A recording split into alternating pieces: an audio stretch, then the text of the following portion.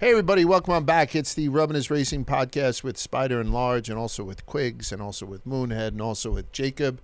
And we are proud to be here, and we're proud to be brought to you by BODYARMOR Flash I.V. Flash I.V. is packed with electrolytes, delivering faster, longer-lasting hydration without any artificial dyes, flavors, or sweeteners. Whether you're training, traveling, or just feeling the heat in Las Vegas as you're sitting down and watching a Cup Series race, I think that BODYARMOR Flash I.V.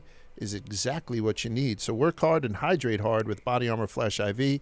Grab it at 7-Eleven or wherever it's sold. Ask for it by name. It's absolutely great, and I like to call it restorative. Thank you so much for your continued support, BODYARMOR IV, and we'll look for you at the track.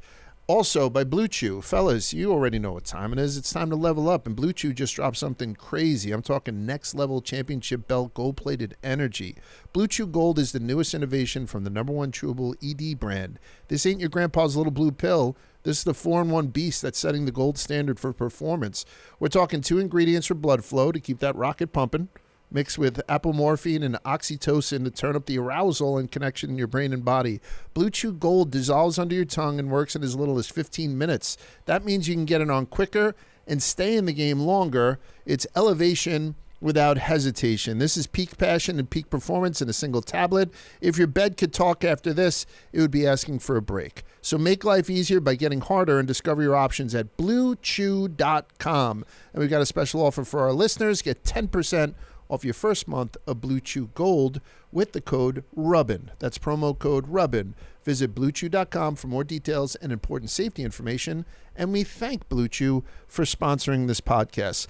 Fellas, welcome on back. Spider, can I ask you a question? Please do. How was Las Vegas this weekend, Spider? It was awesome, Large. It was awesome. Was it? I had a great time. I will say I do have a criticism, but I'll save that. There are a couple people I want to call out first that made it a great.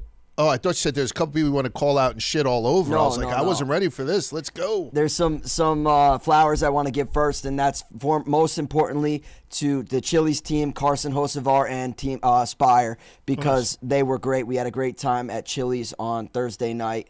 I know Carson had some flight delays, some flight trouble, and, that's probably the last thing he wanted to do was be with me at midnight on the Vegas Strip, but we had a great time. And then the next day, hanging with the Spire and Chili's team, supporting their 77 Gio Scalzi dirt car. So got to check out the High Limits Racing across from Las Vegas Motor Speedway, which was awesome. And I went on Friday and was had such a great time that I was like, you know what?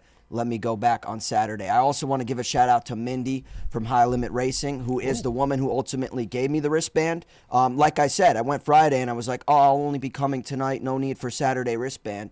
Well, when she saw me on Saturday, she greeted me with a smile, and she was floored to learn that I had so much fun, that I was back there. But great time. I've been exchanging DMs with Rico Abreu for what feels like 3-4 years now. So to meet him in real life was really cool. I got to meet Tyler Sunshine Courtney, who's the other Spire driver. Spire has Gio Scalzi in the Chili's car, and then Tyler Sunshine Courtney in their other car. Ty Gibbs was in the field. Kyle Larson, and you know what? It kills me to say, but I need to get in front of this.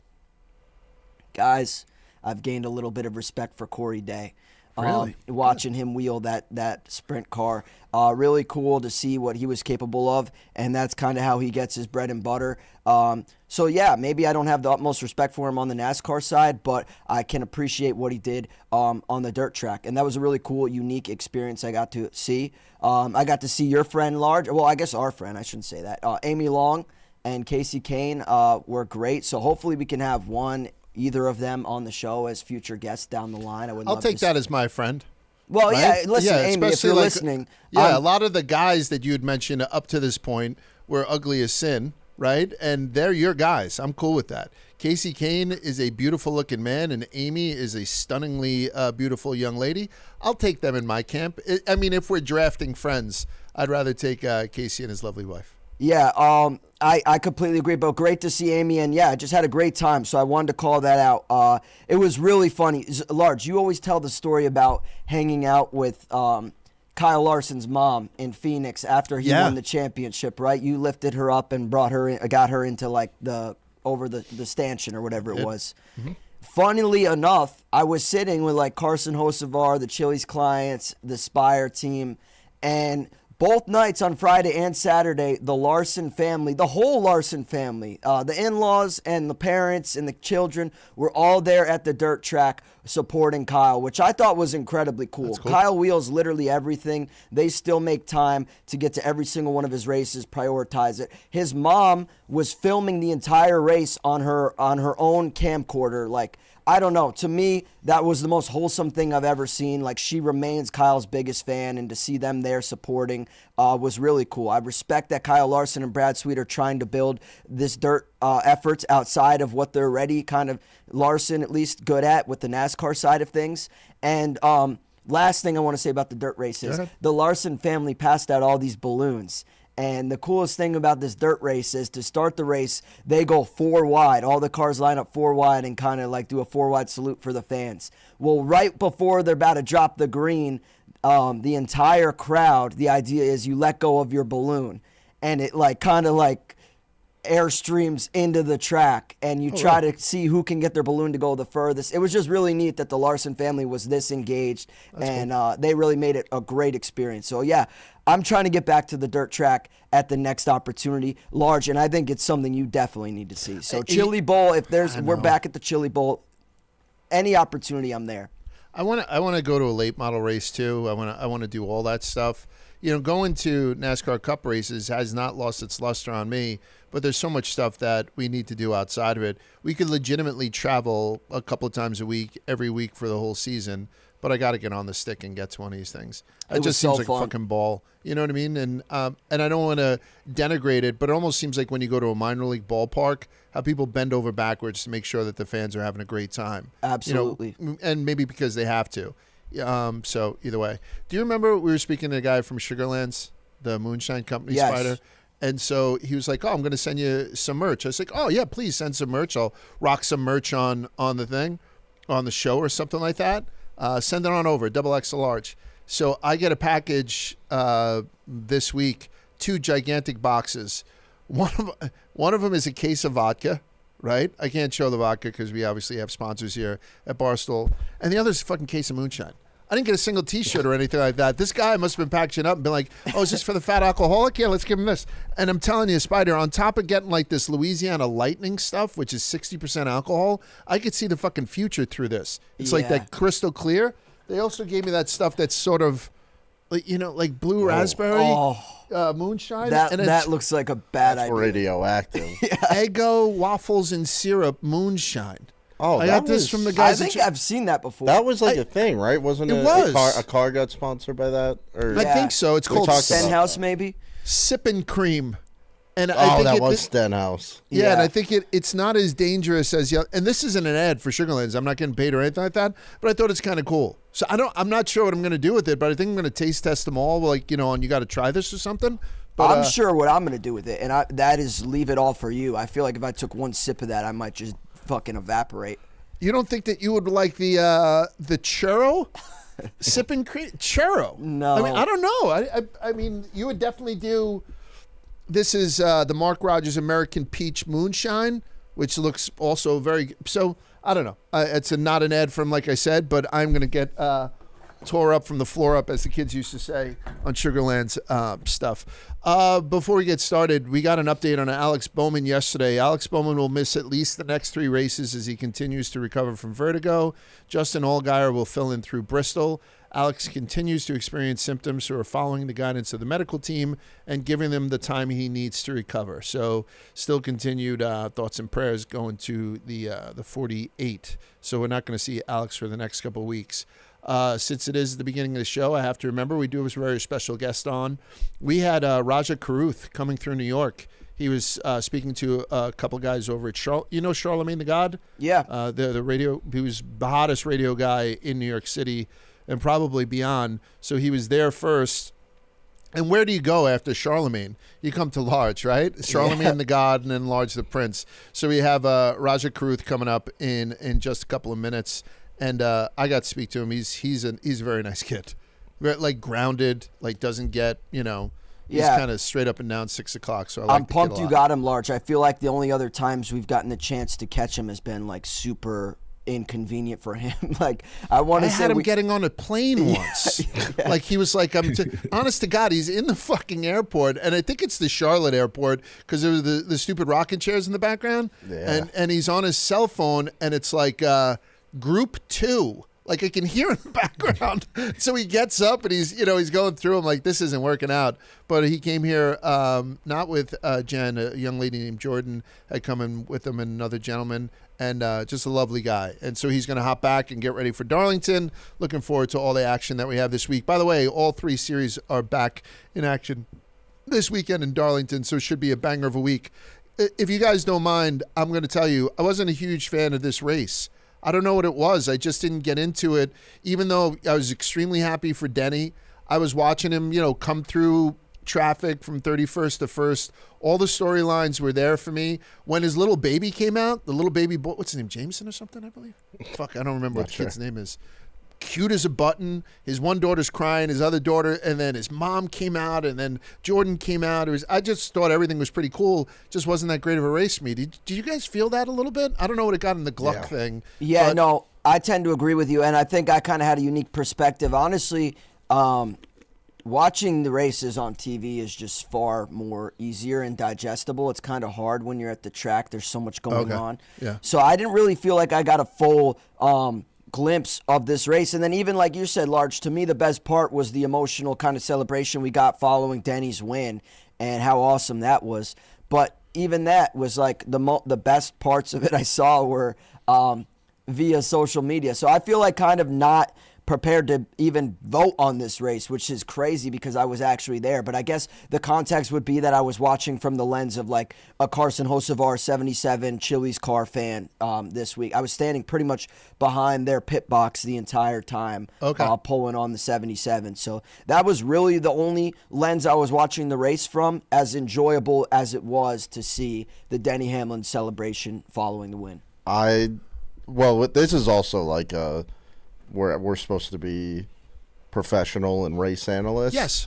Wait, this is the first race this year that I took a nap during. Like, between stage 1 and 2, it put me to sleep, and it's like, I don't know, if you watch part of my take, you don't want to hear them be like, when they're talking about the football games, be like, I missed it, I napped. But like, I don't know. It happens. Sometimes a race will put you to sleep, and this one I missed a portion of it from sleeping because there wasn't much to it. I know it's Lent, and I'll give you special dispensation every week because a NASCAR nap is an elite thing. It really is. A Masters nap is the best nap ever. Like, you hear the stories about guys who go and get vasectomies the day before the Masters start. And then even though with a vasectomy, I don't have one. I'm still shooting fucking babies everywhere. But like, you're good the next day. You can basically go back to work. But like, I've had buddies who tell their wives, listen, 3 to 4 days are going to be laid up. You know what I mean? All I can eat is ice cream, the whole tonsils thing. And they just sit down and watch the Masters and put, frozen peas on their balls. So I think a NASCAR nap is second probably to only that. So please, it's crazy to me because wasn't this the race last year where Josh Berry shocked the world and like came out of kind of nowhere, and it was a banger finish and super exciting? I guess I'm just having such a hard time understanding why this race was so different. And I understand, I mean, it's not going to be a photo finish or, a banger, exciting race finish every single time. But it just seems like this was wildly, wildly different than what we saw just a year previous. So I don't know why. Yeah, I think as the least casual, Moonhead, how'd you feel about this race? I thought it was like it. I don't want to call it a bad race because it definitely had a lot of interesting moments and there was a lot of good racing and battles throughout the field.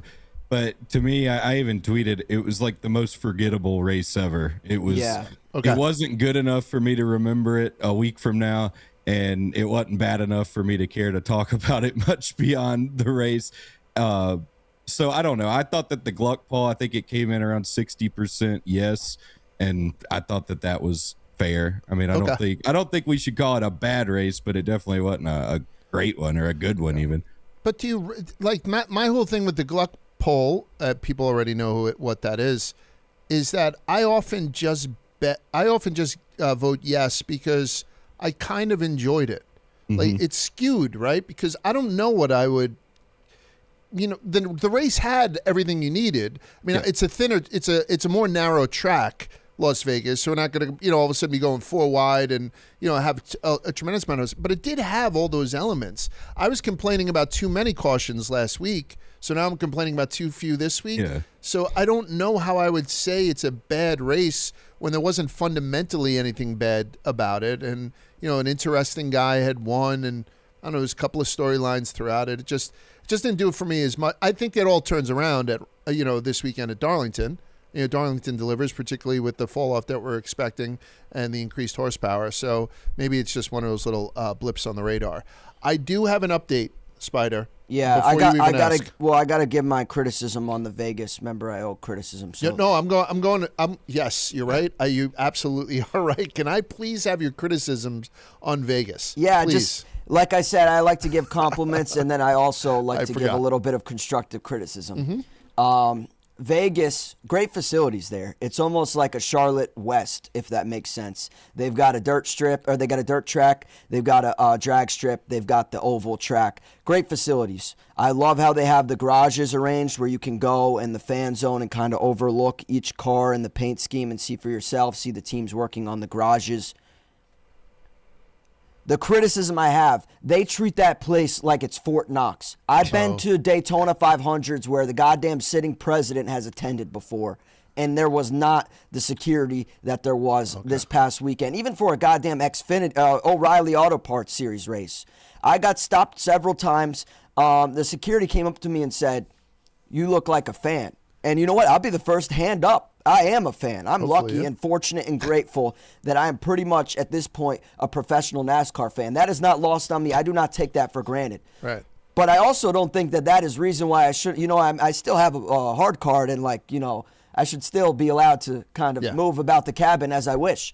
And this woman came up to me and was like, "You look like a fan. Who are you with?" And I was like, "Barstool Sports. Here's my pass. Is there an issue?" And she said no, and then I just walked around the garage. The next day, she came up to me and she said, "I hate to do it, but I'm going to have to kick you out again." And I just obliged. I turned around and started walking away, and she's like, "Sir, I'm only kidding." So I don't know what it is. I couldn't figure it out. They kept me guessing. My other thing that I want to say is Dave Portnoy, my own boss, formerly went to Las Vegas Motor Speedway. He's loved pretty much the NASCAR trips he's gone to, but he's been critical of Las Vegas for one simple reason. He almost had heat stroke. And I feel the same way, okay? We're literally in the desert. That being said, if I need to step into the media center for 10 seconds to catch a second of shade, I should not be met with people sprinting across the room saying, "Sir, who are you? What are you doing here? Where's your credential? You can't be here. This is media center only." My badge has Media Center on it. The one thing I have on my card is Media Center.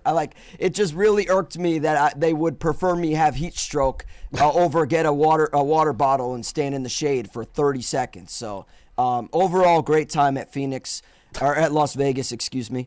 My feedback and suggestion would be lighten up a little moving forward. I mean, the place wasn't even close to full, and they were acting like, Trump was coming in or something. I do love that this is turning into a weekly segment of it's hard cards don't get respect anymore. No. They didn't get him at the Indy. No, they didn't get him at the Indy. I'm sorry if that. Listen, if that's truly what this sounds like, I want it abundantly clear that I was respectful until met with attitude for seemingly no reason. Again, I was trying to get a water bottle or a second of shade, and they thought I was wearing a bomb vest or something. You do have a shadiness about you. I think everybody else is thinking. I was wearing a giant cowboy hat at one point, so I kind of get why they were like, "Who the fuck is this kid?" But it's tough to quantify, but it's something. You know what I mean? So I appreciate the boys and girls in blue out there who are keeping us safe from dangerous lots like fucking Spider. I am following this lawsuit, as you guys know. Discovery motions were heard on the 16th in the Gibbs versus Gabehart case. There's not a lot to report. Most of the good stuff was tabled until the end of the month, so we're still on hold here. But the Gabehart quotes that I think came out since the last time we sat down, I'm going to read them verbatim. Joe Gibbs Racing is a dysfunctional organizational structure I could not continue in. Another quote, the 54 was managed directly by Coach Gibbs, and everyone in the organization knew it. And finally, the 54 driver was not held to the same meeting attendance standards as the others on the team. So that's all in print now. That's part of whatever this discovery they're coming through. It's not going to be, this one's going to get catty, and I don't know why I'm fucking here for it. I don't have this in my life. I don't watch anything that's salacious. I can't wait to see what comes out of this thing. So we're tabling any more, conversations about this lawsuit until the end of the month, and we'll keep you up on all that shit as it comes out. Can I add one more thing? Of course you can. I agree. It's getting catty, and I think it's personal. And I think there's more to the story. I was reading an article from Adam Stern recently, early in March, where he mentioned that Carson Hocevar could be potentially in talks with Monster Energy to get some sponsorship there. Could this be Joe Gibbs just like getting pissed and salty that they're taking the crew chief and Chris Gabehart, they're taking the sponsorship from Joe Gibbs over to Spot? You know what I'm saying? Like, could it be more than just like, oh, my guy left me for a different opportunity? I think it's majority that. Yeah, I'm saying I think there's why would he be doing this to himself in such a public forum where it's now going to Discovery and all that stuff? If he didn't have something concrete, like either side doesn't strike me as moronic. Like Joe Gibbs has got a lot of people around him. He's got a lot of money in his pocket that would tell him to stop and not fight this battle. Yeah, like I'm sure maybe Jordan had around him. Can't you say the same thing about the NASCAR side? I mean, they should have had someone telling them, "Hey, pick your battles." Yeah, like they were kind of they were on the defense. I think NASCAR to a certain degree. I think they made their own bed, in my opinion. I'm very much looking forward to how this comes out. Listen, we have so we record on Wednesday afternoon. Again, we have Rajah Caruth coming up in just a couple of minutes. We record on Wednesday afternoon, so we have the benefit of seeing some headlines that perhaps didn't hit earlier in the week, including this stuff on Daniel Dye. Daniel Dye, a kid that I spent a little bit of time with down at Daytona. He was at the Burt Kreischer thing. Lovely kid. I was telling him, why don't we go hunting with Barstool Outdoors? I told you, kill a ram, and then we'll cook a ram, we'll in the back of a Ram truck that he drives or some shit. He's like, yeah, I'd be down to do it. He just seems like a nice kid. He got caught on a live stream where he was tearing open cards. What do you call them? Ripping packs, right? Yeah. Ripping packs. And apparently he was talking about a gentleman in F1, and he put on like that Joey Camasta affected gay voice or whatever. And then he ripped a pack, and he got a good card. So he's like, oh, I got a gold card. I'm going to do this goofy accent for the rest of it. And, like homophobic type shit that everybody does every now and again just to kind of screw around. But, Kaulig is under a microscope, I guess, as they're starting this Ram thing. So they announced that he's been suspended indefinitely. What's your take on this? I think I have a take too, so I don't know if you want me to go around the horn first. What's your take on this, Spider? It's a spicy thing to talk about, but what do you think? Yeah, I mean, I hate it. I'm unfortunately a little bit disappointed. I mean, I'm a regular of these streams. I've been on this app before where I go on and basically it's like for collectors. For those unaware, it's an app where you can essentially buy collectibles, predominantly trading cards. You can also buy die-cast or Funko Pops or a bunch of signed jerseys or a myriad of other things. There's live streamers in which someone is essentially selling stuff to you, i.e. QVC style. This predominantly demographic is the NASCAR space where they will buy boxes of NASCAR cards, and then you can essentially buy a slot. You can buy a random driver, or you can buy what driver you want, and then they'll open the packs, and if there's any cards from that driver you purchased, those will then be mailed to you. I've had a great time enjoying this app in the recent history. We've had great there's been drivers all on this app, whether it be Daniel Dye, Brent Cruz, Connor Zilish, Jesse Love, John Hunter Nemechek. I saw Chase Briscoe and country star Cole Swindell opening cards for a driver incentive program video on Joe Gibbs' Instagram the other day.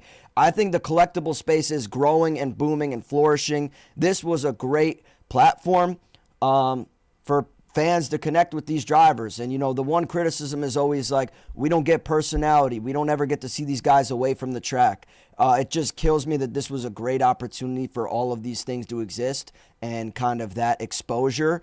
And now I think after this, it's only going to be more reluctant, and, people are going to be more buttoned up. People are going to be more robotic. There's going to be drivers even less inclined to do extracurricular media obligations. And from that angle, I hate it. And obviously, I think it's objectively like a really dumb thing to say. I don't think you gain anything by this. I think obviously it's, kind of hurtful towards David Malukas. And by the way, I know I'm not going to sit here and pretend like I know anything about IndyCar. Mm-hmm. What I do know is that I'm pretty sure David Malukas is a pretty respected driver on the highest level series. If I'm not mistaken, last year I was watching a race, I forget where, maybe the Indy 500, and I was thoroughly impressed. Who the hell is this David Malukas kid? I never heard of him. I know enough about IndyCar to know like the big names of the sport, and he was one that I was excited to like learn and see kind of being a factor. He was like almost like the Hocevar, like who's this young kid coming out of nowhere turning heads. Now, from what I understand, he drives from Team Penske, and that was alluded to in the video as well, which again is just really dumb. Why would you call out another team owner and another driver who is arguably more accomplished than Daniel Dye himself? And I hate to be critical of Daniel Dye. I mean, he's a young, dumb kid. I mean, like you said, Large, we've met him and I've spoken with him, and he's not particularly dumb. He's just as dumb as everybody is at that age, right? Yeah. I mean, that's the whole thing. Like, I don't think this is I think if you were to speak to Daniel, he'd be like, yeah, I fucked up. And he was contrite. Obviously, he wrote a long apology letter, or somebody wrote a long apology letter.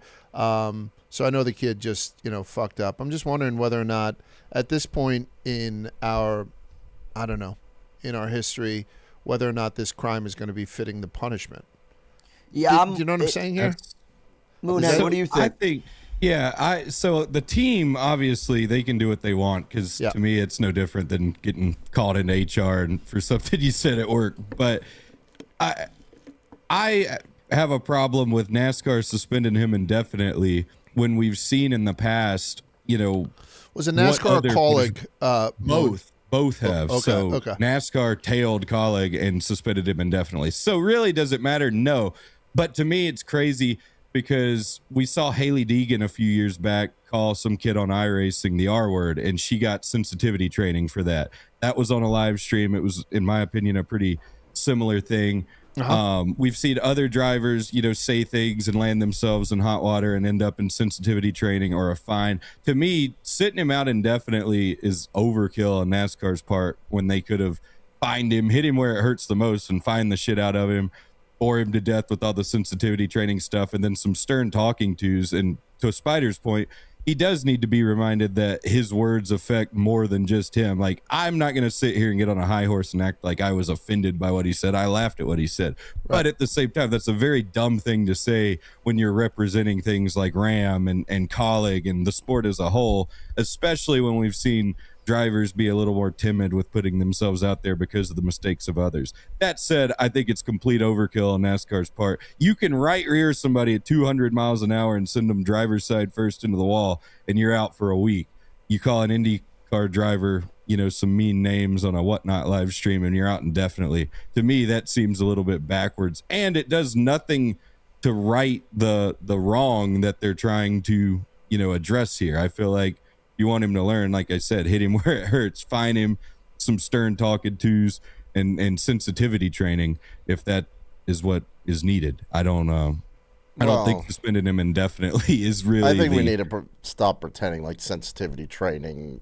Well, yeah, is anything like. Oh yeah, that's the fakest. It's a pain in the dick. I can tell you that much. Thing that I've they done can it. Put on a press release to be like, we did something. Yeah, I don't disagree. It's still something that he would have to do. Like, I like the sensitivity training thing. Like, to your point, Quiggs, if Daniel Dye was in his core a homophobe, and he's not. I don't believe he is. I think he was just joking around with that. Like I said, the Joey Camasta, we worked with a guy, Joey Camasta, out and about, the gay podcast that we have here at Barstool, and Joey had that. hello Frisco thing all the time. Like Joey never turned it off. Maybe when he was by himself, but he always had it. So I would talk like that. He was gay. Yeah. As gay But I as mean, gay I'm can just be. saying, like, people are like, why do people characterize gay? I'm reading the comments. Why are they characterizing gay people with that thing? It just happens to be what people do, and everyone. I've never found it to be funny. Like, I've never had someone do a gay, although that Hello Frisco thing kind of killed this room, which is cool. I've never found it to be overly entertaining or funny, but it's something that people do every now and again. Yeah. And if you were to hit him in his pocket, like the Daniel Suarez, I don't want to be fined 50 grand. Ricky Stenhouse, like, updated 75 grand. So if you find this young kid that much, that's going to fucking hit him. I don't know what suspending indefinitely means. Can it be suspended indefinitely and that indefinite period is only 2 weeks? Because then I theory, guess, yeah. you know what I mean? Like, but if I this thing think- goes on, I don't want this to hurt. My bottom line is he made a mistake. I don't want this to fucking kill the kid's career. Can we all agree on? Well, I mean, I think we're all in Yes. agreement with everything here. And there are people who are calling for his fucking head. But you're always going to have people calling for their head on social media because social media is filled with fucking morons. So I think he's a kid. How old is he? 22? I think he's 23. I think. Also, just so I get the story right, I want to make sure that I saw. Yeah, It was 22. just him kind of using the voice, right? Like there weren't Yeah. there weren't any like He slurs. said or, like some stuff. He did when say he mentioned gay. Penske. He did say, as soon as I Yeah. do the gay voice, we hit the gold card or something to that. Oh, well, that. But that's just superstition. Like, I don't think he really meant any harm there. Like that. Right. He The did pull a gold. the craziest thing in this whole story, in my opinion, is one. I went and watched David Malukas, and first of all, the clip that I went to watch to see his voice, he was highly complimentary of NASCAR. He came on the Fox broadcast, I think it was, and was talking about how was having such a good time at NASCAR. He was enjoying seeing a different form of racing. He hadn't been there since he was like this big, and he motioned to him being a little kid. And to me, that was awesome. I came on this show weeks ago and was complimentary of these guys, the IndyCar drivers that came over in the booth, how insightful they were, how awesome it was to hear from them. And then you have David Malukas do the same thing, only to be called gay for it. I don't know. It's just it's a little bit The timing's disappointing. awful. The It's timing is awful. But my point is, I watched the video. His voice doesn't sound gay at all. I was also gonna like- say I need to hear his voice. To He has know the most how much normal- they were hamming it Lucas up. doesn't have a gay voice. Okay. He has the most normal voice, one, and two, he's a more accomplished, better driver than Daniel Dye. I'm having a very hard time making sense of this, as much as I've But had. the kid's just fucking around. Like I don't think Daniel in his heart of heart thinks that. Yeah, I don't David think so Malukas either. takes it in. The I don't think seat. so I either. don't But know. I do Yeah. think, like, to these guys, to Moonhead and Quiggs, like he should have to answer for it in some regard. I agree. Right. Maybe sensitivity training's bullshit, but what are you gonna do? You can't just sit It's and do an nothing. inconvenience. That's the thing. Like when you're sitting there bored to death on sensitivity training and 5 you're hours. $75,000 lighter in your bank account, you're gonna think twice before you say something stupid on a live stream. Now, if anything, like I feel like it's just split the fan base where people either hate Daniel Dye or now you got the people who feel bad for him and now they're Daniel Dye's supporters. And to me, it doesn't accomplish anything. And to be clear, I'm not a David Malukas hater. I don't know anything about the guy, but from what I've seen on social media the last 24 hours, seems like a cool dude and seems like a talented race car driver. So I don't know. I think that this especially is for a gay definitely- guy, right? I mean, Oh, it's- yeah. like I don't think there's any harm in joking around and saying that. I know I didn't do anything, too bad, but I don't know. Maybe we're losing the plot. I thought something as silly as this deserved more of a slap on the wrist, and instead we're kind of turning this rape into a murder. You know what I'm saying? And that's not probably a good way to say it either. You know what I mean? But still, I think we're overdoing it here a little bit. So I'm going to get suspended indefinitely for it. But either way, I hope this kid comes back from it. Honestly, I hope he does. I'm not pulling for anyone to lose their job. I wasn't pretty paying much attention ever. when Larson had his screw up. I knew what was going on when Noah Gragson had his screw up. Like these are the ones that sort of resonate with me since I've been watching it, and then to see this, I'm pulling for the kid, and it seems like he's pretty contrite about it. I could tell you what, he better not fucking do it again. And all these young drivers who are doing these rip and packs thing, they're always on camera. I'm going to talk to Rajah about it. We had this conversation on You Got to Try This about how the younger generation isn't drinking as much. And I was going on about how, with the legalization of weed and, it's so much easier just to grab an edible and, get high for $15 than go and spend $300 trying to do bottle service somewhere or something. And somebody said to me, yeah, that's part of it. And there's also the health part of it that people, but also everyone's on camera nowadays. So you can't, throw up and say something stupid without it potentially ruining your career. Because they'll find it, I don't think that's a good thing. Yeah, I think a lot of these times people, you could be streaming on Twitch to 13 people and feel like an absolute failure and nobody's watching. But if you are a driver and start talking shit about another driver in front of those 13 people, somebody will clip it and it'll be on Twitter and have thousands of views, and you'll be like, "Oh, I didn't think anybody was watching." Yeah, but people get the stuff that they know you don't want to be turned into a clip. Yeah, that's the stuff that they'll find. So I believe this kid had learned his lesson. I'm hoping that he gets back on the track pretty soon. Are we okay? Is that just me, or I think we're all in agreement here? Yeah. I think there's an issue, and not really an issue, but I think my advice to these guys would be don't do a live stream. But it kind of sucks in where it's like. But that's what Spider's saying. saying. All the guy's gonna learn from this is to not go on do less public camera stuff, live streams, and that's just gonna slowly pass down to where it's none of these guys are gonna have personalities. And I'm not saying making fun of people and pretending to be gay is a personality you should have. It's just all these guys are going to just turn into zombies more than they already are in some cases. And I don't think any of the gentlemen that we're calling into question here, including Daniel Dye, are John Rocker. Do you know what I mean? That guy, if you want to throw him in the volcano. But these guys, I don't think. He needs sensitivity training. It's not one for one, But you're an idiot for fucking up, Mr. Dye, but I hope that you come through it.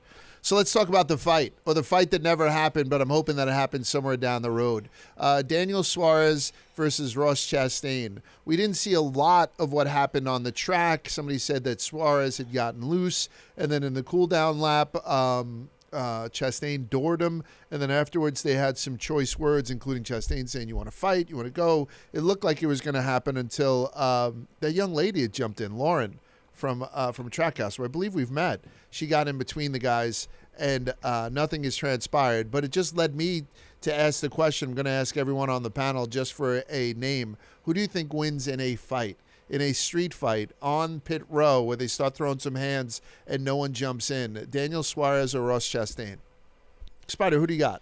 I'm going Ross Chastain. I mean, listen, this is a lot closer of a fight than I would have, prepared for, and this is one that I would buy a ticket to see, and I think you would too, Large, as a boxing fan. Oh, I'd love to ref this. I don't mean discredit Suarez. I think he would be a guy I wouldn't want to fight, but Ross Chastain just seems like he's got a little bit of I almost see a little bit of myself in him, in the sense of when we get mad, it's it's just a different person you're dealing with. Okay.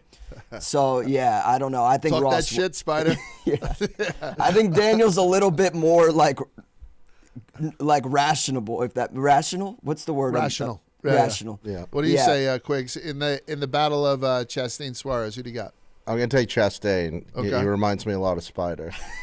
Yeah. Was that a fair comparison? No, I know what you're talking about. You've seen me fired up. Who do you like, Moon, Chastain or Suarez in a fight? I'm taking Suarez. Yeah, I'm going Suarez too. I got tackled by Suarez at Daytona that one year.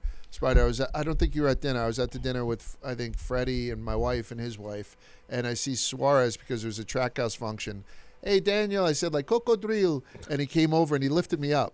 And for people who are watching or listening to this, not watching it, I'm 265. I mean, I'm not a cup of tea. And the guy fucking picked me up, and I grabbed him, and he's a brick shithouse. I know that Chastain does a lot of stuff. I see him on social media, sort of maybe mountain climbing or at least biking and all that. And maybe he's farm strong from all the watermelons he was lifting up. But I don't know. I think Suarez has got that extra gear that you're talking about. I think Suarez does mop him. Oh, so let's settle it. Jacob, cut this clip and we'll put it on Twitter and we'll do a poll. And we want the audience to determine who wins in a fight. Ross Chastain or Daniel Suarez. There's only one way to settle this via the court of public opinion. There's no way to see like who's right and who's wrong here, right? Because afterwards, they didn't make any comments right after the race. And then I think on Monday, then Tuesday, we heard from Suarez and Chastain. And Chastain had said that this has been going on for a while. That they had a bunch of like incidents while they were on the same team. I feel like he said, yeah, that there was a strain, but then like didn't they like hit each other's cars or like was that him or somebody else where he just like ran them on pit road? Coda, I think a few years back they were running into each other after the race. Yeah, and it's been pent up for a while. Daniel called Ross two-faced. He said that he wouldn't want to fight, or Ross wouldn't want to fight him because it would be over in 5 seconds. Daniel seemed very, very confident in his, as he should, right? Talk that shit. And then Ross had said something to that too, that Daniel doesn't have any accountability. And a lot of people took umbrage with that, saying that Ross Chastain has also shown some glimpses of not being accountable for some of his own actions. I guess I'm here for this. Now, I'm not as excited about this as I am the Gabehart thing for some reason. Once the private investigator got involved, I jumped both feet into the Gabehart thing. So do you think this is done? I was listening to the radio on the way in, and the two guys on NASCAR radio, one of the guys had made the point, fights don't sell tickets. He looked at, races that had fights in the past, and the next week, it doesn't necessarily sell tickets for the next week. And that's fine if that's true, but it does something. Like, it's going to make me watch the 1 and the 7 at Darlington more intently than I would have. Like, it's just another reason for me to tune in. Just like paint schemes are another reason for me to tune in. Yeah. So I think it does add something to it, and NASCAR needs it without turning into professional hockey. And we know that Ross throws punches, right? I don't know if he's been neutered since he's thrown that punch on Noah Gragson, and that's another reason why I took Suarez, because Gragson ate that right hand from fucking Chastain, no problems. Yeah. So I don't think he can throw anything that Suarez hasn't seen before. But go ahead. Teammates have hated each other forever. Yeah. I mean, you go. I can. But usually it's kind of under the radar. Like, but even not. It's been public at least twice in the last couple years, and I have two examples at the top of mind, and I'm sure people that are lifelong NASCAR fans can think of way more. I mean, we saw Kyle Busch last week trash his newest teammate and fucking Cletus McFarland for just getting hired by the same team. And I know, again, that might be a little bit unfair. What about fucking Stewart-Haas Racing when they were going to close down? Ryan Preece was the odd man out. They didn't fuck with him. No one invited him to anything. I remember hearing stories about him not even knowing what his teammates had going on, him not being on the group chat. So this has been a storyline. Now, as much as it's been a storyline, I think this will continue to be a storyline specifically for Daniel Suarez. I said early in the season, I think on our first episode, that I wanted Daniel Suarez on my card because he was driving for his job. He's going to be driving like a madman. He's not going to care. And we've seen Hocevar drive like a madman for Spire. Now Daniel Suarez joins that very team as kind of the odd man out, trying to preserve his career. I think he's going to continue to drive aggressive to the tune of where it's almost problematic. And I'm here for it. Do you think so? I do. Yeah, I do. I think maybe in those other instances, like obviously Kyle Busch and Cletus don't race in the same discipline of the same kind of level. So, there's not going to be incidents there other than just like talking shit when there's a microphone in front of them. Stewart-Haas is long gone. Like, that storyline's gone. The difference is, again, Suarez is going to be trying to win a race all season long to secure a ride, whether it be at Spire or elsewhere at the end of this season, at least from where I sit. That's how I see it. So no, it's a one-year deal. I mean, it makes sense. I don't think the aggression goes anywhere. Yeah. Yeah. I think he does have a lot on his plate, but what is he? So let me ask you this, Large. Let me play devil's advocate. Please. If he gets neutered like Ross does, and someone calls him up and tells him, "Hey, check your aggression," what does he gain by that? Nothing. Because then he's not going to have anything. Like, he's not going to have the opportunity to potentially show a good result and secure a ride for more than just the end of this year. And he did mention in his comments before, he said how he would beat him up in 5 seconds or whatever. He's got nothing to lose. But he said that one of the reasons why he didn't throw a punch was because of sponsors. He's like, sponsors don't like that. They like to have stuff, brought to attention. And it's not true. I mean, I think some sponsors kind of dig it, but perhaps, in particular, some of the sponsors that he works with didn't want to see him throw hands. I'm kind of hypocritical when it comes to these fight things because where was it, at Atlanta 2 years ago when Busher came up to Reddick? I was like, oh, please don't make this turn into a fight. But I wanted to protect Reddick, from big bad Chris Busher. I don't see a guy like maybe Briscoe, throwing hands. We've seen Suarez manhandle McDowell, right? We've seen Ross Chastain cold cock Gregson. So these were the guys where I'm like, yeah, we got a fucking fight on our hands. This was no hypocrisy there, evenly matched, and we just didn't get it. And the reason we just didn't get it was because Amy had stepped. Oh no, Lauren Emling. Well, great job, Lauren, jumping in and being the bouncer, because it's usually our friend, the security guy, Spider, who kind of nips that shit in the bud. That same guy kind of comes in and nips it in the bud. But Yeah. Should what's her role though? What is her? Is she a PR person? I think so. Yeah. What Yeah. at what point does NASCAR need to people always get mad when the crew guys get involved. I feel like NASCAR security should be the only people that should be allowed to get between drivers like that. Because she was chirping Suarez, it looked like, too. I don't know. I'm not crazy about that. I didn't like when Harvick's dude got into it with Chase Elliott at Bristol all them years ago, Right. and was getting mad at the media and all that. I think those people need to stay out of it, let the drivers talk. And if they want to fight, that should be NASCAR's problem. I know what you're saying, but I don't know if I could hold myself back. Oh, If I couldn't happen to- either. Yeah, but, you know what I mean? If I was there, let's use Tyler Reddick, for example. I would have stepped in. I'm like, Busher, you got a fucking problem with Tyler? You got a fucking problem with me? And then Busher would have made me a stain on the fucking track. Please don't get that twisted. Guy would have wiped me out. But you know what I mean? There's just a natural inclination for everyone. Who's getting jumped? Let's jump in type thing. I feel like fighting right now, to be quite honest with you. So either all right, maybe it doesn't sell tickets or sell merch, or maybe it hurts with the sponsors or something, but even a glimpse of some smoke, and it's enough for me to want to talk about it on the show and beyond. So I'm hoping it comes to a head, in Darlington maybe, or somewhere belong. Denny. So let's talk about Denny. So after the year that he had and the offseason that he had, losing the championship, losing his dad, almost losing his mom, having a baby. This guy had all these kind of ups and downs, and then you throw in a massive lawsuit, and then he comes in and picks up his 61st, goes on actions detrimental, and it was Denny, classic cocky Denny.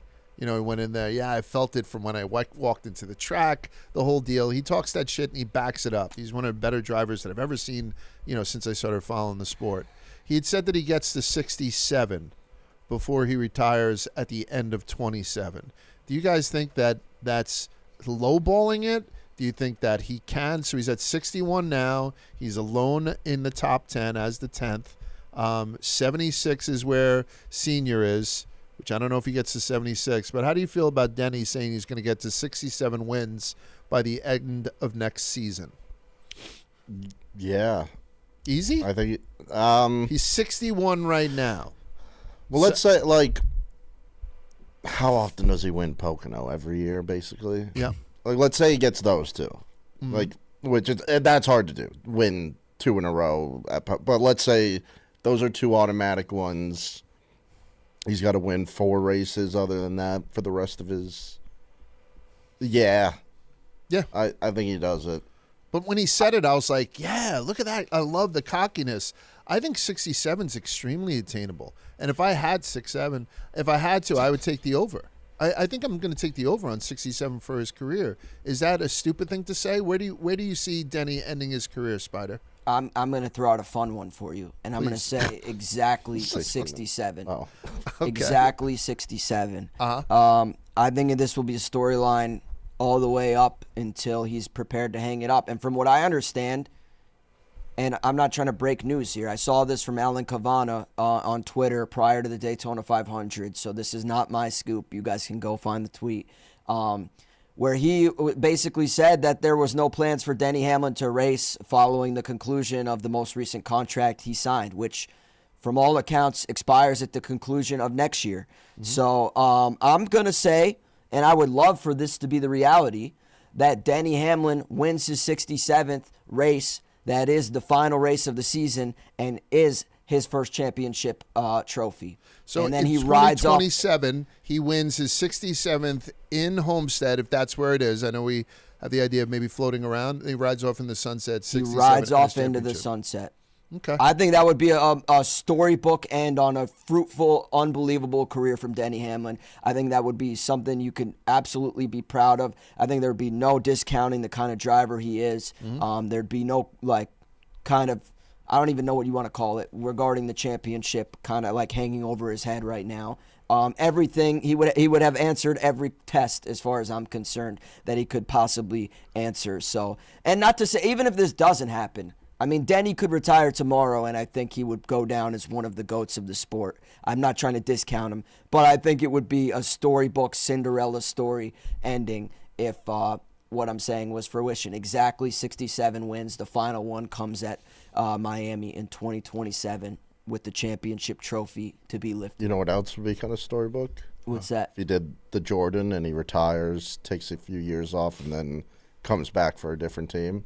Or he plays baseball for a couple years.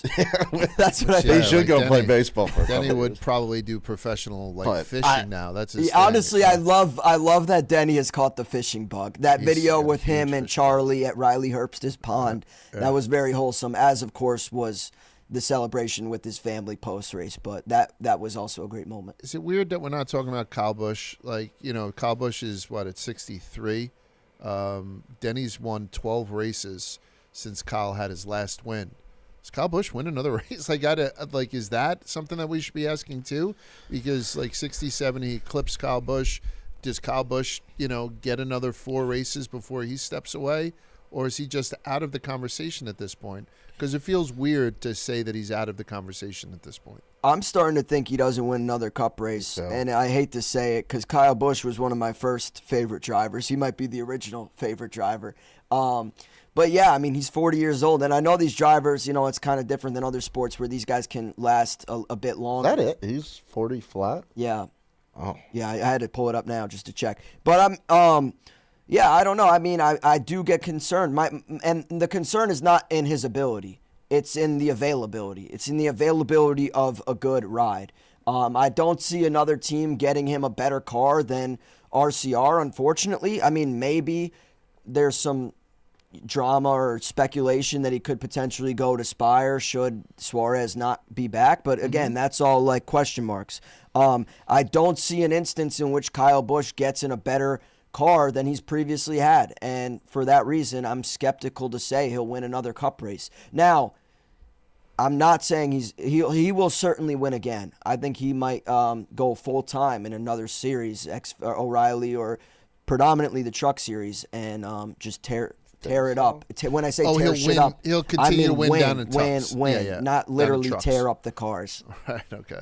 You think That's a he'll go lot to full-time digest. and- I could. What is Moonhead? Help me out. He has a championship in the Cup Series and in either the Truck or O'Reilly Series. Gotta be Truck. Whichever one it's not, whichever one he doesn't have, I could see Kyle Busch being like, "Fuck RCR, I'm going to race for this championship while I still am competitive." I'm pretty sure. Yeah, I'm pretty sure it's the trucks. I Yeah. think I remember. To be honest, it's been a long time since points have counted for those guys in the lower series. So I don't remember for sure, but I want to say, yeah, it's the truck. And Kyle, honestly, I don't think that's really out of the question because Brexton will be in trucks before we know it, I'm sure. And I could really see him wanting to race with Brexton if he's not competitive in Cup and maybe going down there. Or at the very least, we see an uptick in his schedule in the trucks once again. I mean, all-time win leader in O'Reilly Auto Parts Series with 102. All-time win leader in Truck Series with 68. Kyle Busch, he's incredible. Number 9 all-time leader in Cup Series wins. He's number 9 on the list. So Pretty good resume. And my thing is that for people who are just getting involved in the sport this year, last year, year before that. They're not going to get to witness that greatness, even though they get to witness him driving every week. So it's just it's always a weird thing. And I'm being extremely respectful. I'm not saying he's washed or anything like that. As was it's gonna suck, Large, when in a couple years here, when the Denny Hamlins, the Kyle Bushes, the Brad Kays. I mean, I don't even like. Those are just the 3 veteran names that come to the top of my head. But like, I don't know. I mean, when I was a kid, we had Jeff Gordon, we had Dale Earnhardt, we had all these big names, Jimmy Johnson. All these guys have stepped away. I feel like shortly we're gonna have to come to terms with this next generation of veterans kind of riding off into the sunset, which is gonna suck. Yeah. Because I'm not sure we have the star power to backfill these guys. Because it did feel like like the Jimmy Johnsons, Jeff Gordons, all had like a pretty decent overlap with the guys that are stars now. Right. To where you'd almost feel like if you were fans the young of guys them, should have that same thing with the guys who are about to get out, and it doesn't it feels feel like like there's we a have disconnect. that roster of like guys that will be around for another 10 years, 15 years and be dominant. And well, then let me ask you, if we look at the Mount Rushmore of NASCAR, I think everyone puts Petty on it, right? Everyone puts Senior on it. Some people put Pearson on it, and as well they should. Then Jimmy, and then Jeff. And I know that's 5 names, and they only fit 4 on the mountain. Who is actively racing today that has a chance to be on that mountain in 15 years when we look back on it? Is there somebody that you could take one of those 5 names? And again, I know there's only 4, but I'm giving you 5. Pearson, Petty, Dale, Jimmy, and Gordon. Is there anybody that you're seeing currently who would be able to usurp one of those Mount Rushmore guys? I mean, this might be a cop-out. Are we counting Jimmy Johnson? Yeah, Jimmy. he's on there. Jimmy, yeah. Okay. Jimmy and Jeff Gordon and Senior and Petty and Pearson. Do you think is that a fair assessment to say those are on the Rushmore of 5 guys, Moonhead, or who am I leaving out?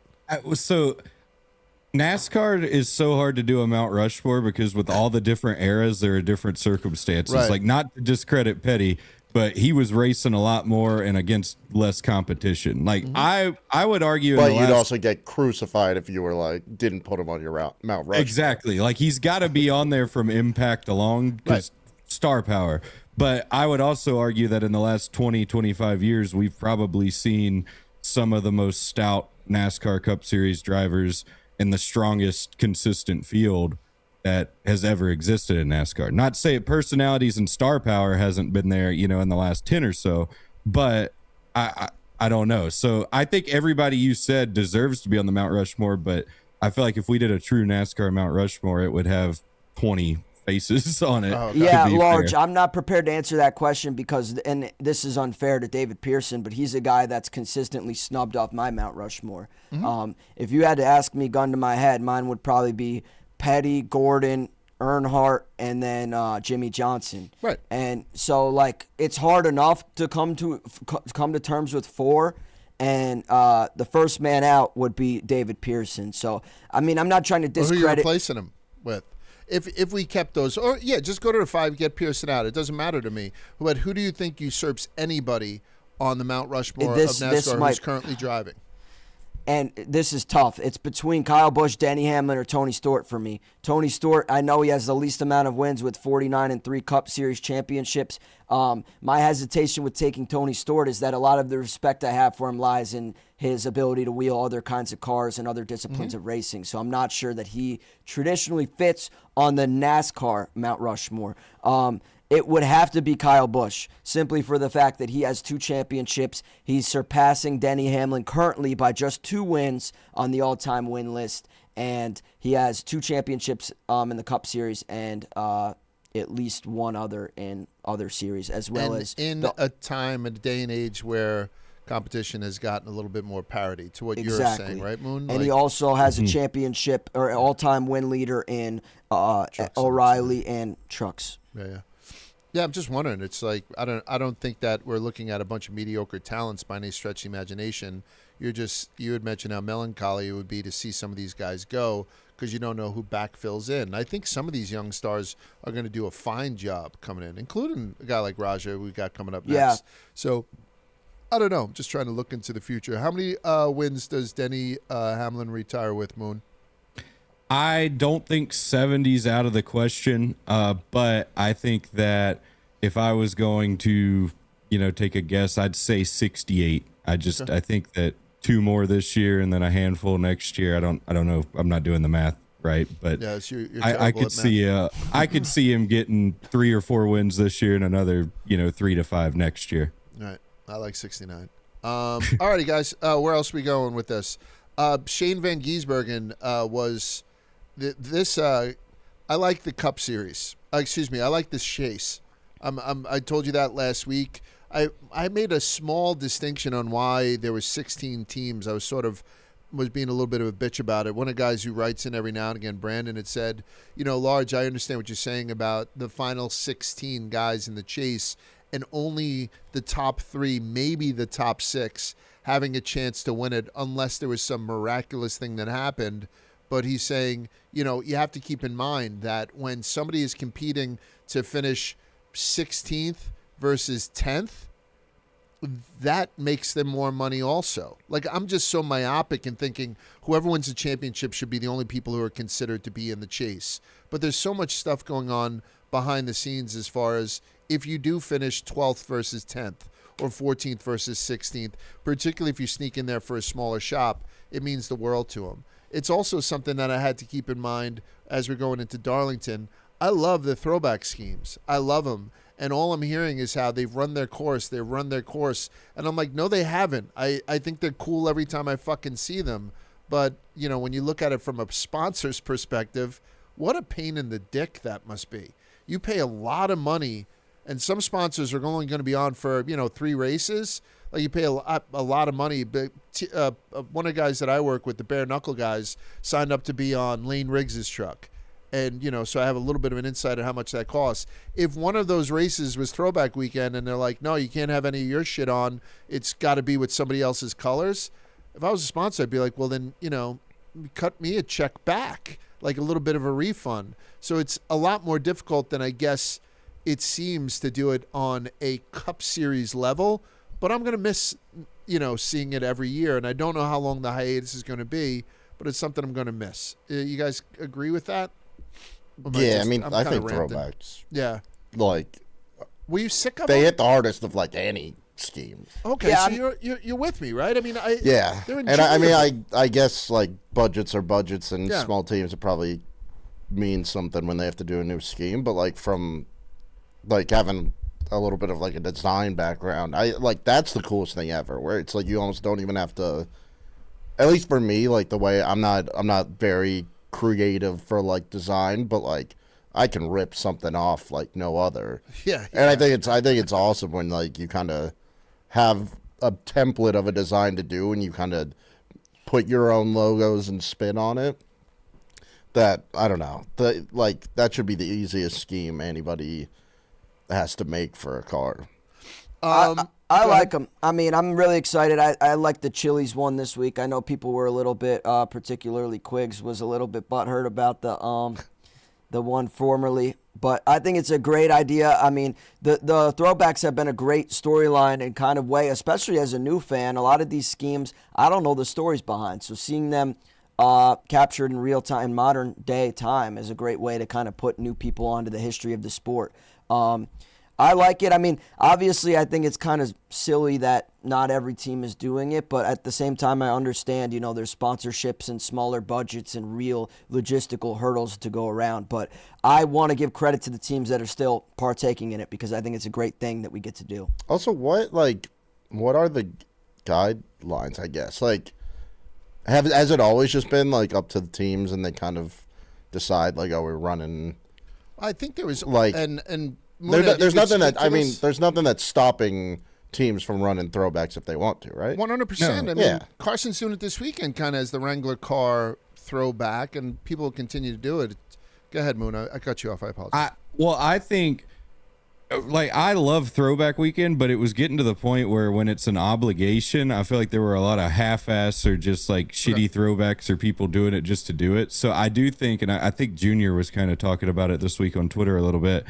I like that, maybe even though they've moved away from it and the theme necessarily ain't going to be there, I do think the throwbacks we see from this now are going to be banger throwbacks. So I think that is a good aspect of it, but because they're not forced. Exactly. Like, Okay. I think that, if a team has a sponsor that's not throwback friendly, they can go run their normal car. But then, like what Spire's doing this weekend, even, I wasn't crazy about it, but it's cool to see a throwback. And there's plenty of others in a lot of the other series. So I think that we will see some good throwbacks still, just maybe not the entire field. But the next gen with the number being moved forward, a lot of times when it doesn't work, like they couldn't really force a throwback with this car and make it work, I don't think. They always fuck with the hood too. You know what I Yeah. mean? Like they always we'll do a throwback, but we'll put your logo on the hood in your colors, and then it's Yeah. kind of half-assed. So, I mean, who was it? I think the guy who runs Wood Brothers now is like, we kind of run a throwback every week. It's been that 21 forever. But otherwise, so as long as we get to see them every now and again, and it's almost like a special thing. Hey, listen, this guy's running this weekend. Maybe it's going to be cool. But I don't know. I kind of miss Throwback Night. But that being said, we have a special guest on the show right now, and it's Rajah Caruth. And one of the things that he wanted to talk about is the paint scheme that he's going to be running this weekend, along with a bunch of other things. So without further ado, here's Rajah. All right, so as promised, I'm sitting down. He's now full-time in the O'Reilly Auto Parts Series, which I'm still having a tough time not calling the Xfinity Series. He's driving the number 88 for Junior Motorsports and the number 32 for Jordan Anderson Racing. It's my man, Rajah Caruth. Welcome back to the show, Rajah. We've only talked on Zoom. I don't think we've ever met face-to-face. First impressions, I'm bigger than you thought? Your name is Lars. So. Yeah, it's not one of those ironic nicknames. It's cool with me. It's Okay, cool with me. good. It's a personality, for sure. Right off the bat, though, having two shops that you're racing for this season, I know Chastain has done something similar to that. How difficult is that beyond just making sure you're wearing the same hat and the same making the golf correct shirt? stuff. You know what I mean? Yeah, That's what I mean. You exactly. show up to the morning meeting with the Jordan Anderson shit on. I don't think Junior's going to like that. and vice versa. Yeah. Honestly, it takes a lot of communication, I think, and having the priorities in check and knowing, like, there's times where I want to be at one shop, but I got to be at the other one, and vice versa during the weeks. But honestly, it's not too crazy because I travel with JRM for the whole season anyway. So that's one variable that's out of it, and I'm still able to be involved and like doing my sim and comp meetings and all that with JRM even when I'm in the other car. So and it's great because Jordan Anderson and that whole group is on the up and up. So it's really a best of both worlds of like the established one of, if not the best team in this level of NASCAR, and then a team that's on their way in Jordan Anderson racing with Bommarito Autosport. So we had Zilich on last week, and Zilich has been on the show a bunch, and we're trying to see how he was going to manage expectations going into the Cup Series. Because if he was to read his own headlines, he's the best driver to ever get into a car, right? Like, that's what people make him out to be as he's coming up to the Cup Series. And since he's come up to the Cup Series, and I know it's very young in the season, but he's had his fits and starts, and he talked about it.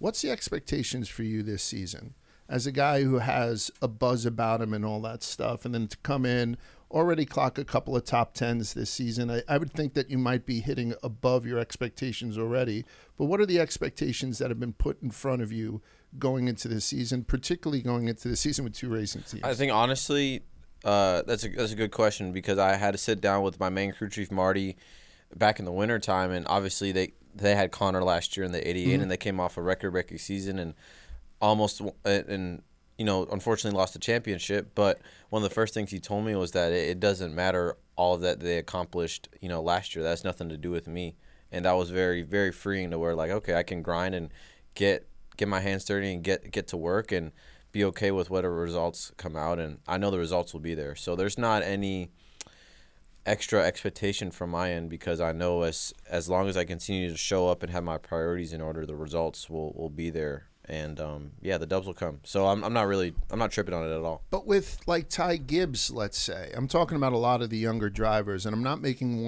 one-to-one comparisons it'll always come up. This kid's been in a seat for over 100 races. Chase Elliott already had his first win by then.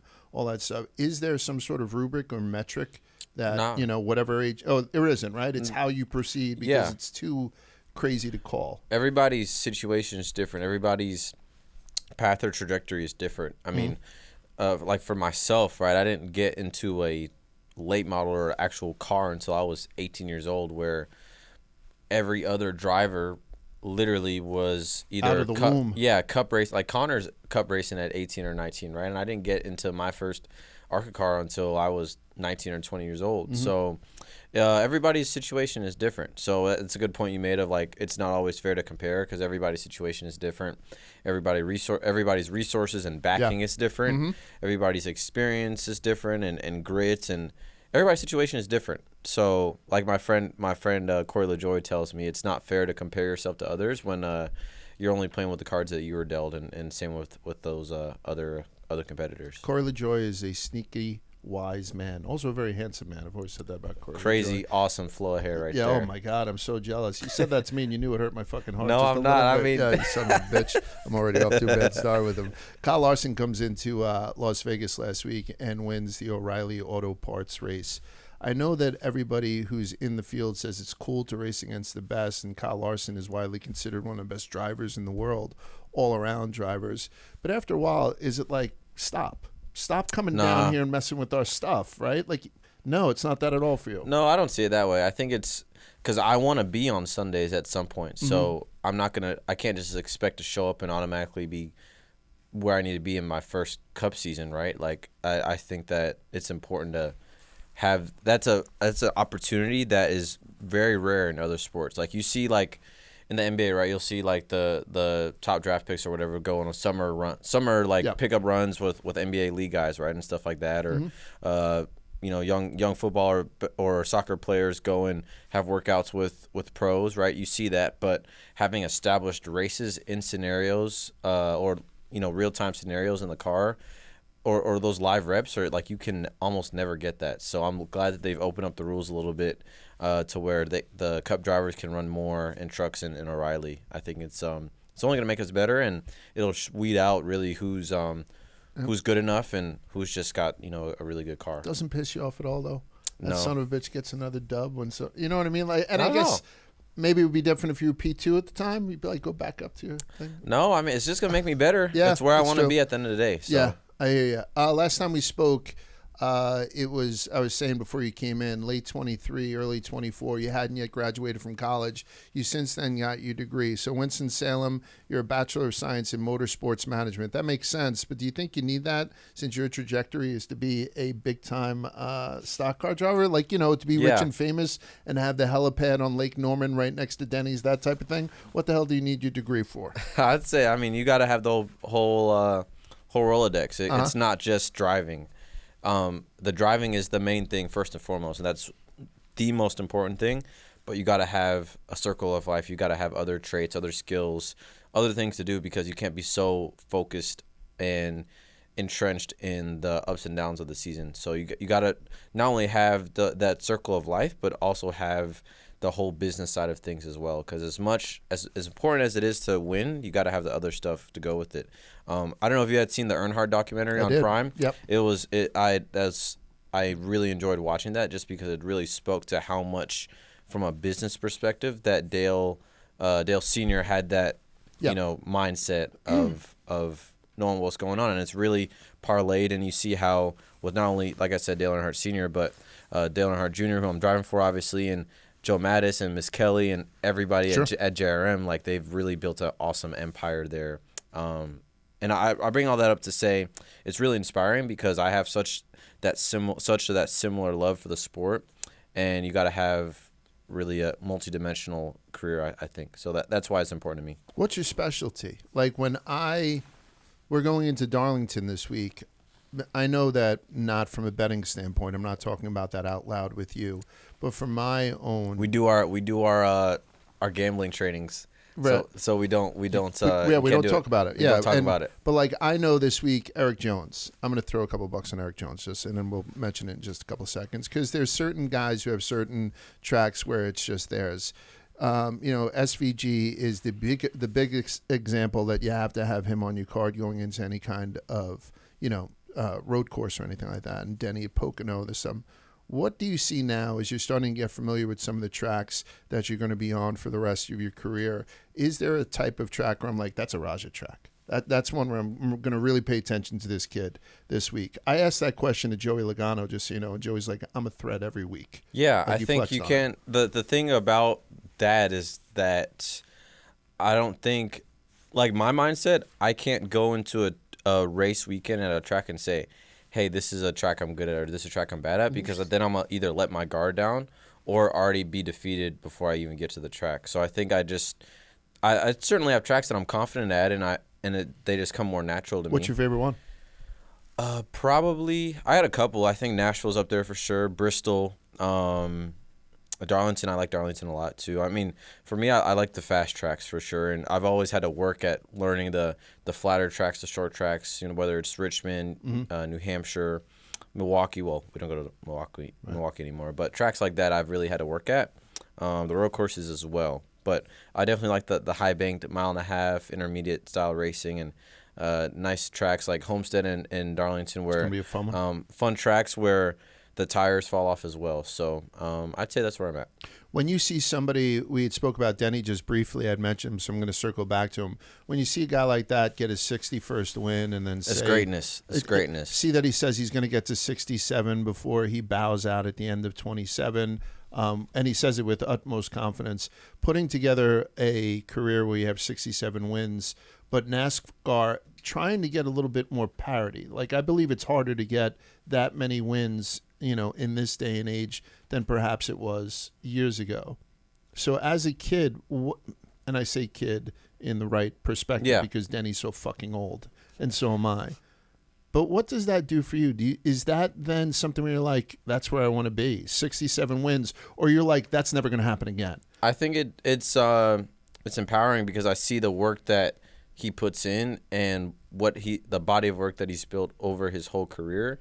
And it's very empowering because I know that if I apply myself and commit myself like that, then there's no limit to what I can achieve. So I'd say it doesn't seem unattainable at all. I think everything has to work out for it, right? I mean, a ton of things have to fall a lot place, of things have to fall your place, but that's a glowing example of what it takes to be a successful, athlete on the track. We had seen this weekend Ross Chastain and Daniel Suarez get a little bit of smoke.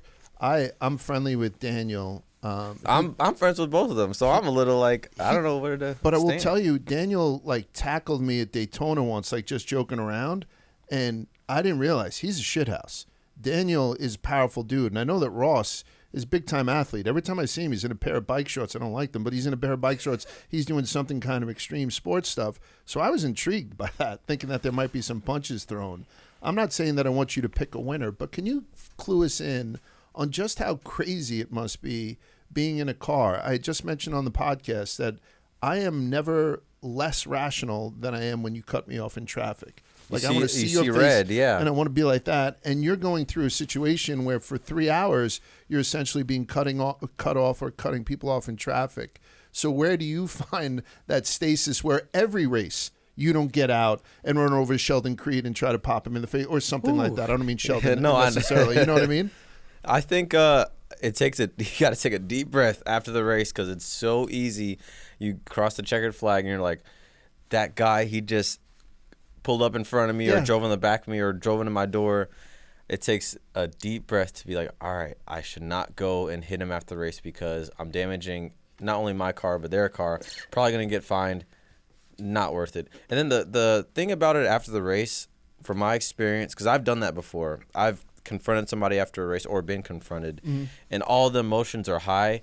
Is it going to be a productive conversation? No. Is it going to be good for TV? Yes. So it's just a matter of who you are and if you feel like it's worth it in the moment. But personally, I'm the type of person that I'm going to take the high road.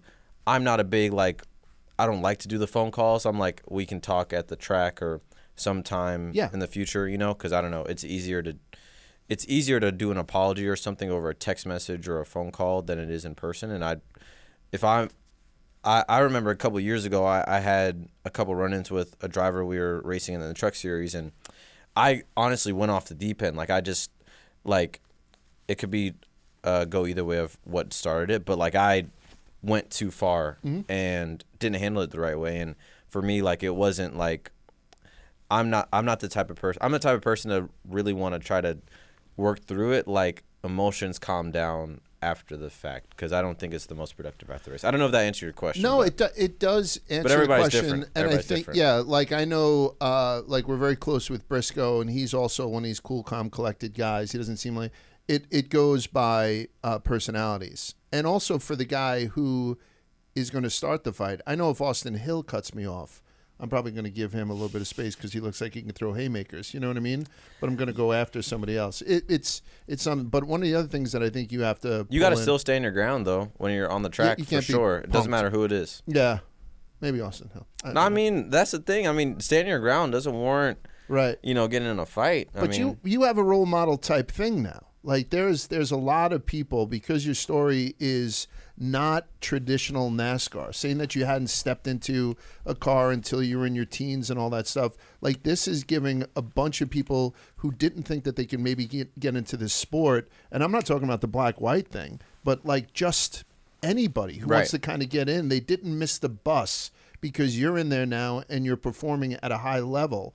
So you always got to keep that in mind. We saw, Daniel Dye had made a mistake. You know what I mean? He's going to have to pay for it. We've seen similar mistakes with Larson and Gragson. This is a generation where you're always on camera. Do you feel that pressure too? There's always somebody who's going to have a fucking camera on you, and it might be somebody hired by Joe Gibbs Racing. You don't know because you have that private investigator on Chris Gabon. Yeah. Like, don't you feel like you're always in the spotlight for such a young kid?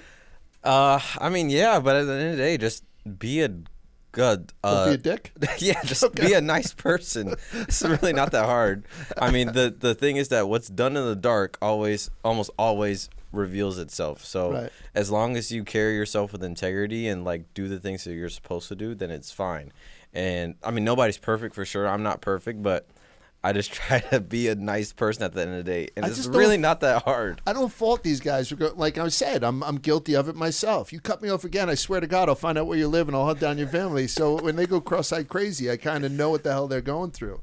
You didn't get to go to Mexico City last year, correct? I would have loved to go though. I would have loved to experience that. I got very sick while I was there. Everybody, a lot of people said they got sick. It was bad for like a week afterwards too. But we're going to Coronado this year. I'm excited for that. I think that's going to be very goddamn cool. How do you feel when they introduce new things like that? As a guy who doesn't have a lot of historical perspective on some of these courses that you're going to be running on, regardless, you don't give a shit where they send you, and maybe the newer stuff feeds into you a little bit better because nobody else has been there. Yeah, for sure. I'm really excited for San Diego. I think for me, I am somewhat of like, I'm like an airplane nerd. So like to be on a Navy base, see like fighter jets and stuff like that. I actually have a buddy that's graduated from the academy not too long ago, and he finishes his T-38 training like right at the end of May. So I've been texting back and forth with him and trying to connect for that race. But anyway, I think it's super cool. And to your point, having new venues like that, I mean, hopefully it helps me out because nobody else has been there. Right. But we'll see.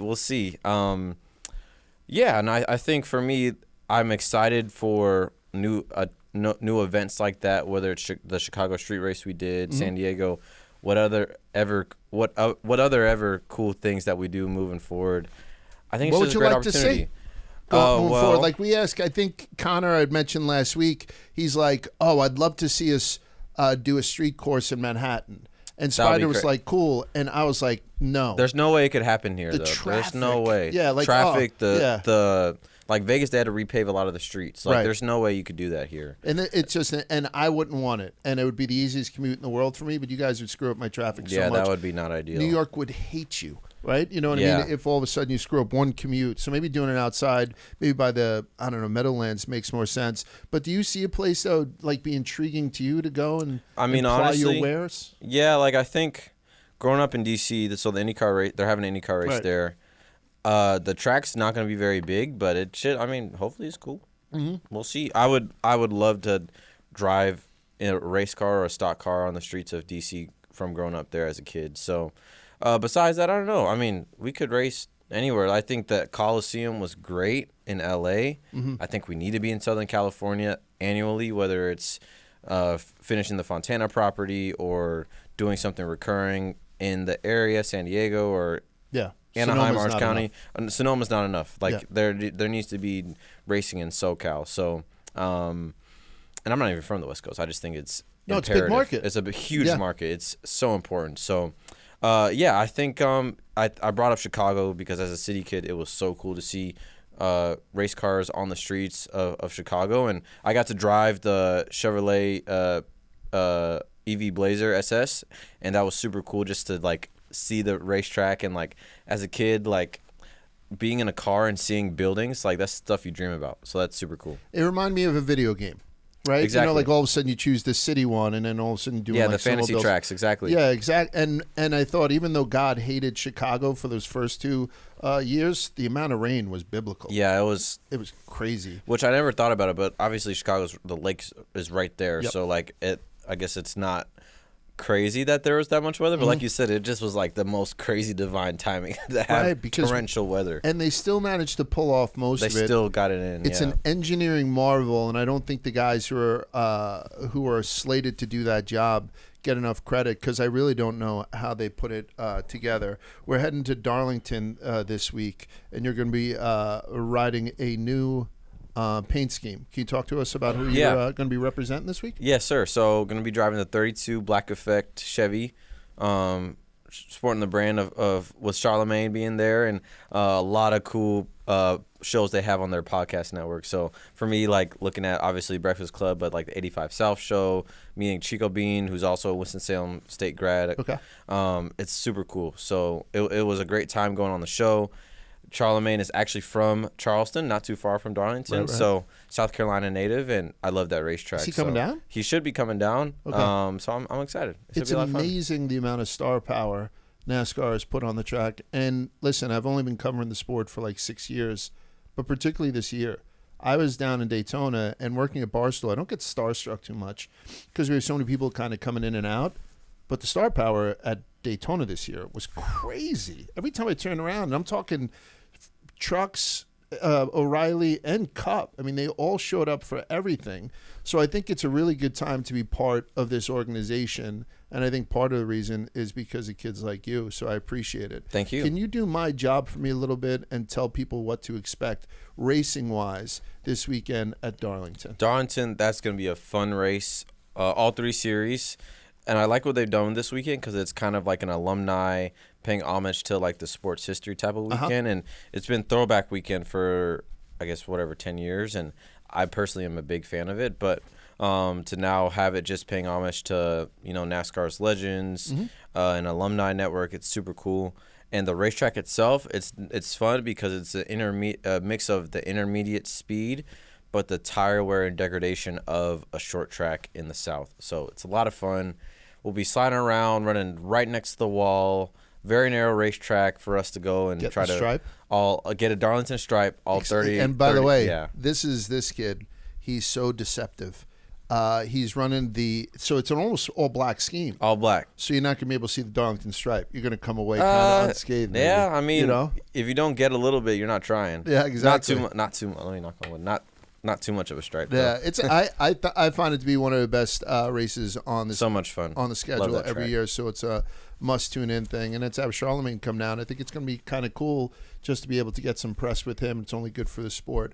All right, so everybody, when you tune in this week to watch the O'Reilly Auto Parts race, you're going to be keyed in on the number 32 Black Effect Podcast Network, and it's going to be wheeled by this gentleman right here, Rajah Caruth, who is the future of the sport. I appreciate you taking some time with us here in New York City, and I hope to see you again, man. Best of luck this weekend. Appreciate you. Shout out to my Wizards, man. Yeah, you can shout out anybody. Yeah, that's the time to do it. All right, we'll be right back with Rubbin' His Racing. All right, so that was Rajah Caruth. That's the first time I met him face to face. Spider, I will tell you, he's a nice young man. Very Large. Nice. We're talking about upcoming stars in the sport. I think Rajah could potentially be that guy. I mean, he's got I was talking a couple weeks ago. I want to see him get more opportunity, and I hope that comes just with due time. But I love where he's at.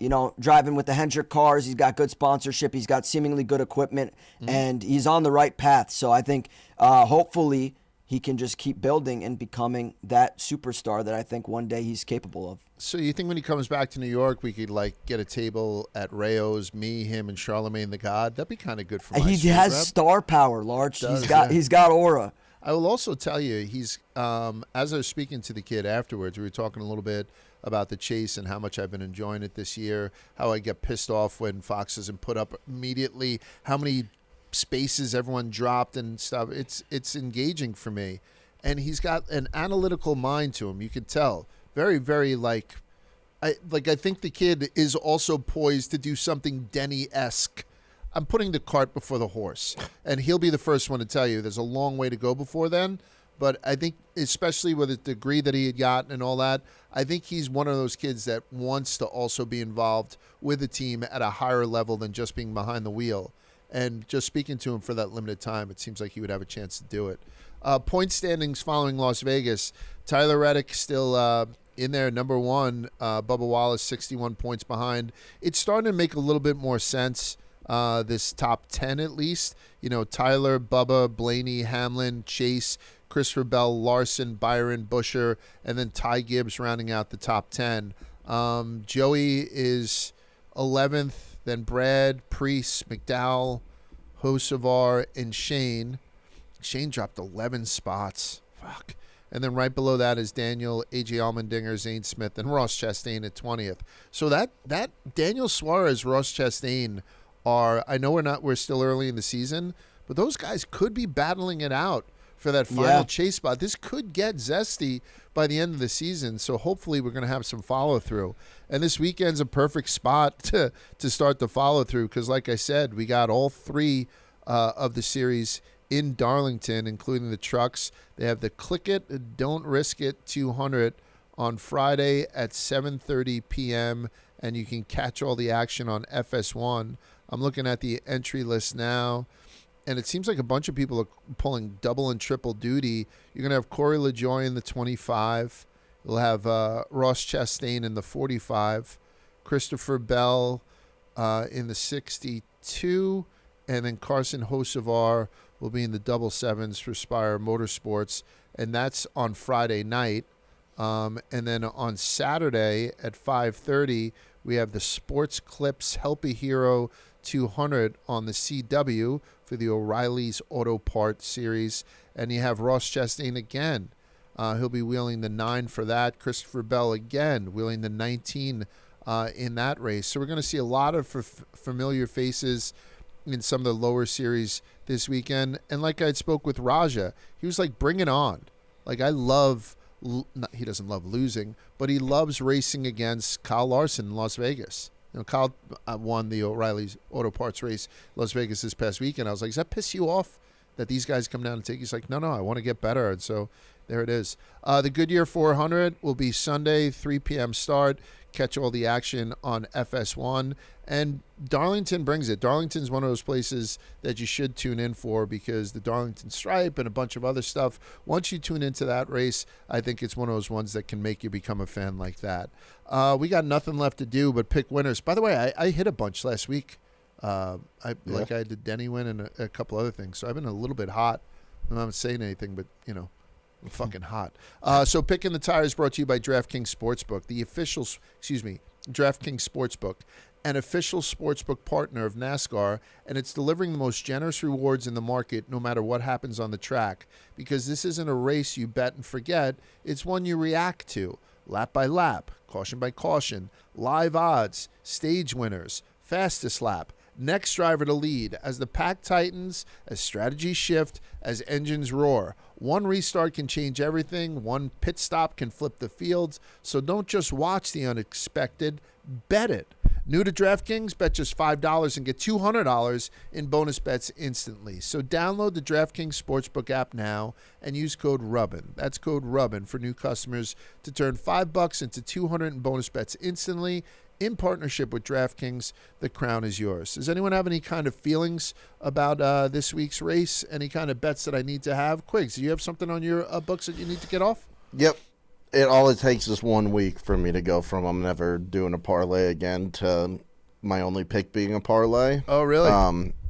But I got 4 guys in the top 10, so I'm sure they'll all race clean and nothing will happen to any of them.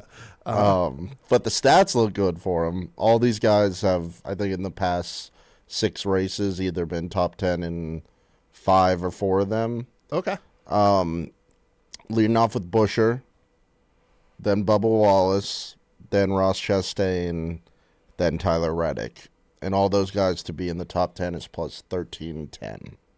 Plus 1310, huh? Yeah. You might want better odds on that, but that's what we're getting. I love it. And it's going to hit. I'm going to hit a parlay for once. I'm going to have. You think you're going to hit a parlay? It's going to happen. And that's your only bet for this week? That's my week? only bet. We're riding it out. I love it. Spider, you got anything? Yeah, I do. I'm going with Joe Gibbs Racing. I love Joe Gibbs Racing this week, particularly 2 drivers in specific, not Pacific. I'm going with Ty Gibbs, who's currently 30-1. I love the way he's been driving this year. He's seemingly been knocking on the door at every single track. He's in great equipment. And, I don't know. He seems to be very, very strong recently. So, excuse me. I like Ty Gibbs 30-1. I'm also intrigued by him top 5 plus 425 and a top 10 plus 165. Definitely taking him plus 165 for a top 10 and a little sprinkle on the 30-1 outright. Outside of that, my main pick this week is Chase Briscoe 7-1. Oh, I took Chase. If you look in his last 6 races here since February of 2023, Chase has raced here 6 times. In those 6 races, he's finished within the top 5 half of those races, and he's won the race a third of the time. He's won the race 2 of 6 races here with 3 of 6 top 5 finishes in that time. Also, since February of 2023, Chase Briscoe has led 17% of all laps turned at Darlington Raceway. I love Chase Briscoe 7-1. I love Ty Gibbs 30-1. Those are my main picks this week. Keep an eye out for pick 6. I'll have another big lineup coming this weekend. Moon, do you like anybody this week? Yeah, I like Chase Briscoe, but really, aside from that, I think that this is going to be a very chaotic race, and it's going to be very hard to predict from what all I've heard from the drivers. That said, I might feel a little froggy and sprinkle a little money on Bell going for the triple. It's been a while since we've seen, I guess Kyle Busch is the only guy who's done that at Bristol. So might feel wild and do that because I think that with the chaos and with how hard it's going to be to manage this weekend, I think a guy like Seabell will definitely shine, along with a lot of the other experienced drivers. I took Chase Elliott. I think Chase Elliott. What are my odds on Chase Elliott? I like Chase Elliott. Yeah, his average finish at Darlington since February 2023 is 9.8. which is second to only Denny Hamlin, who's 9.3. Honestly, none of these guys have a very good average finish here. Usually, there's a lot bigger separation between the best and the worst drivers. Yeah, I thought. Sorry, I can't find. Oh, geez. Did I click Briscoe instead of Elliott? Yeah, so Elliott to win is plus 1,400. I don't hate that at all, Large. I don't mind it. I think he's been driving well. I was going to take him head to head with Christopher Bell, but I don't feel good about that. One of the things that I did take, I'm trying to look for it now, is I took Chase Briscoe as the top Toyota. That's where I got a little bit screwed up. So I got Chase Elliott to win, and I took Chase Briscoe's top Toyota paying plus 380. Listen, with the whole Chili's thing that you did, Spider, yeah, I don't know. I'm thinking about throwing a little money on Hocevar too. Like I'm looking for somebody to talk me out of it, but I don't think I'm going to get it. You guys like Hocevar at all or no? I'm thinking about a top 10. Not really, but like he's going to get one at some point this season. I just don't know if it's going to be here. I'm saying like top 10, he's plus 215. Like I don't know if it's 2-1 to get him in the top 10. It's plus 4,000 to win. I mean, I don't think I'm going to take him to win. I like top 10. Yeah, and then top 5, I think, takes you down to plus 550. Oh, shit. I forgot who I like. Eric Jones. I'm taking Eric Jones as a top 5 finish, which you're going to hate, but it's paying plus 650. Probably not enough to get you involved, Quigsy, but I'm taking Eric Jones, top 5 finish, plus 650. Let's put him on the Mount Rushmore, too. You're a fucking asshole. Alrighty. Thank you so much, Body Armor Flash IV, for your continued support. Thank you guys for tuning in every week, and we will see you next week on Rubbin is Racing. Boom, boom. Peace.